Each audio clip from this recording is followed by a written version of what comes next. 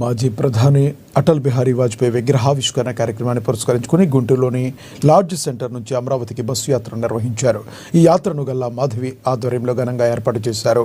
రాజకీయాల్లో కొత్తగా అడుగుపెట్టే యువత అటల్ బిహారీ వాజ్పేయిని ఆదర్శంగా తీసుకోవాలని పిలుపునిచ్చారు.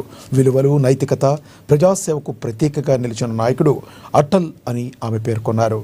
అధికారంలో ఉన్నప్పటికీ, ప్రతిపక్షంలో ఉన్నప్పటికీ దేశహితమే లక్ష్యంగా పనిచేసిన గొప్ప నాయకుడు అటల్ బిహారీ వాజ్పేయి అని తెలిపారు.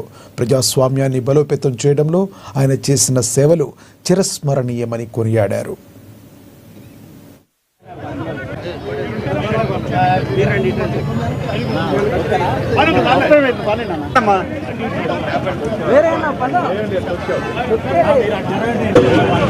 దేశవ్యాప్తంగా కూడా ఆయన యొక్క పుట్టినరోజు అంటే శత జయంతిని జరుపుకుంటున్న శుభ సందర్భంలో అలాంటి గొప్ప వ్యక్తికి నివాళులు అర్పించే ఒక క్రమంలో అన్ని చోట్ల కూడా విగ్రహావిష్కరణ చేసుకుంటూ ఆయనకి దేశ ప్రజలందరూ కూడా చాలా గొప్పగా నివాళులు అర్పిస్తున్న శుభతరుణం ఇది.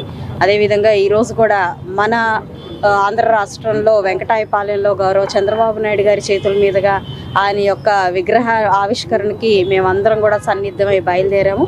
మరి అటల్ బిహారీ వాజ్పేయి గారు అని అంటేనే ఒక వ్యక్తి కాదు, ఈరోజు the good governance day of our nation అని సెలబ్రేట్ చేసుకుంటున్నాము అని అంటే ఆయన యొక్క అశేష కృషి మన భారతావనికి అందించడమే అని.